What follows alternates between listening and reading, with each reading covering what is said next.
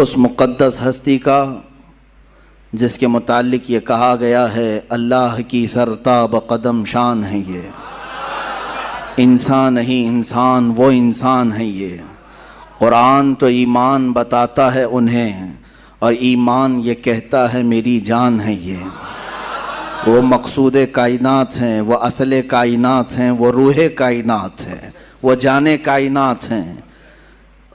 اس رسول کی زندگی کے ہزاروں گوشے ہیں اور ہر گوشے میں ایک سمندر ہے، ہر گوشے میں ایک سمندر ہے جس میں تیراکی کرنے والا اپنی زندگیاں تمام کر جاتا ہے مگر اس گوشے رسول کو مکمل کر نہیں پاتا۔ اخیر میں جا کر کے پھر یہ کہنے پر مجبور ہو جاتا ہے لا یمکن الثناء کما کان حقہ، لا یمکن الثناء کما کان حقہ، بعد از خدا بزرگ تو یہ قصہ مختصر، لیکن رضا نے ختم سخن اس پہ کر دیا، خالق کا بندہ خلق کا آقا کہوں تجھے۔ بہت کچھ کہا گیا ہے اے رسول پاک آپ کی بارگاہ میں۔ جب جبرائیل نے یہ کہہ دیا آفاق کہا گردیدہ ام بسیار خوبہ دیدہ ام، میں نے کائنات کے ہر ذرے کو چھان لیا ہے، ہر زمین کے حصے کو دیکھ لیا اور بہت اچھے اچھوں کو دیکھا، وہ لیکن تو چیزیں دیگری یا رسول اللہ، اے اللہ کے رسول آپ ہی تو ایک الگ ہی چیز ہیں جس کا نہ کوئی مثل ہے نہ کوئی مثیل ہے، ہوتا بھی کیسے؟ تیرے خلق کو رب نے جمیل کیا، تیری خلق کو رب نے عظیم کیا، کوئی تجھ سا ہوا ہے نہ ہوگا شہا، تیرے خالق حسن و ادا کی قسم، کوئی تجھ سا ہوا ہے نہ ہوگا شہا، تیرے خالق حسن و ادا کی قسم۔ اور اس رسول پاک کا تذکرہ نہ کریں تو زندہ کیسا رہیں؟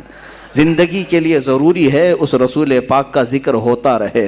روح کی وہ غذا ہے، کائنات کی وہ اصل ہے، جب تک گاڑی میں پیٹرول ڈلتا ہے وہ چلتی رہتی ہے۔ مسلمان کی زندگی اگر چلتی ہے تو یہ روح انسان، روح مسلمان محمد عربی صلی اللہ علیہ وسلم کے تذکرہ خیر سے چلتی ہے۔ میرے آقا کی محبت کے نغمے ہمارے دلوں کو جلا بخشتے ہیں، اور کیوں نہ ہم کریں، اس لیے کہ ہمارا ہی عقیدہ ہے یہ، وہ جو نہ تھے تو کچھ نہ تھا، وہ جو نہ ہو تو کچھ نہ ہو، جان ہے وہ جہان کی، جان ہے تو جہان ہے۔ اگر رسول پاک کا تذکرہ نہ ہو تو پھر نہ ہم ہیں نہ تم ہو۔ اقبال نے اسی لیے کہا ہے بلبل کا ترنم بھی نہ ہو اور کلیوں کا تبسم بھی نہ ہو، بزم توحید میں تم نہ ہو تو کچھ بھی نہ ہو۔ حضور پاک صلی اللہ تعالی علیہ وسلم کی ذات اگر نہ ہو تو پھر کائنات کا کوئی ذرہ نہیں ہے۔ جن چیزوں کو آپ دیکھیں ان میں نور اگر آج ہے تو وہ برکت رسول اللہ کی ہے۔ اور تمام مداحان رسول نے اپنی اپنی زندگیاں صرف کر دیں، قلم ٹوٹ گئے، سیاہیاں سوکھ گئیں۔ رسول پاک صلی اللہ علیہ وسلم کی بارگاہ میں کبھی سعدی شیرازی نے پکار کر کے کہا بلغ العلا بکمالہ کشف الدجا بجمالہ حسنت جمیع خصالہ صلوا علیہ وآلہ۔ کہیں سے ادیب لائل پوری نے کہا تیرے عشق کے رنگ میں رنگ جائیں میرے یار۔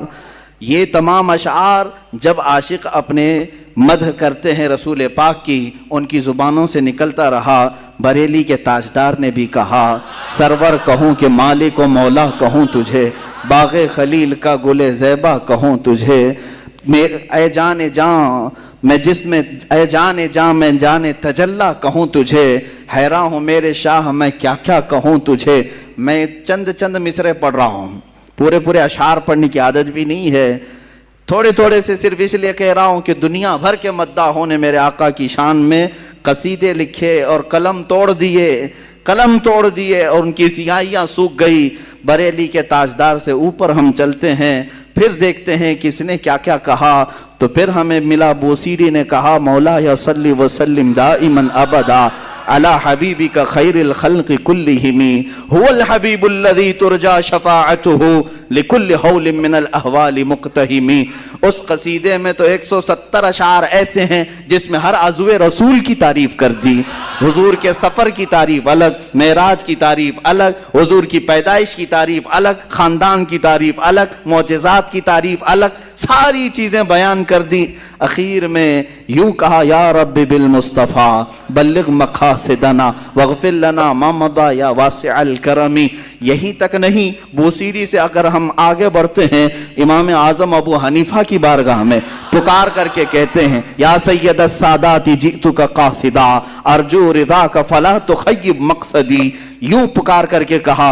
फिर देखा हमने और कहीं फारसी की ज़बान में अल्लामा अब्दुर्रहमान जामी जैसा निकलता है, कहता है तनम फरसूदा जां पारा जे हिजरा या रसूल अल्लाह दिलम पजमुर्दा आवारा जे इसिया या रसूल अल्लाह चु बाजुए शफाअत रा कुशाई बर गुनहगारा मकुन महरूम जामीरा दराआ या रसूल अल्लाह। ये तो उम्मतियों के अहवाल थे। फिर हम आगे बढ़ करके देखे तो खुद सहाबी रसूल पुकार रहे हैं। हस्सान बिन साबित कहने लग गए व अहसनु मिनका लम तरा कत्तु ऐनी व अजमलु मिनका लम तलिदिन निसाउ खुलिक़त मुबर्रअम मिन कुल्लि ऐबिन कअन्नका क़द खुलिक़त कमा तशाउ। सहाबा ने भी कहा, सहाबियात ने भी कहा, ताबईन ने कहा, औलिया ने कहा, सालिहीन ने कहा, शोरा ने कहा, अरे मियाँ ये तो सारे इंसानों ने कहा।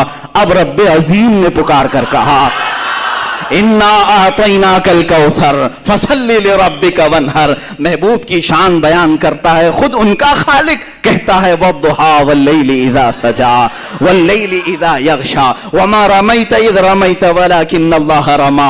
दस्ते मुबारक के लिए भी अल्लाह ने फरमाया। कदम की बात आती है, अल्लाह तो कसम याद करके कहता है ला उक़सिमु बिहादिल बलद, उस शहर की कसम जिसमें मेरा महबूब कदम रखता है।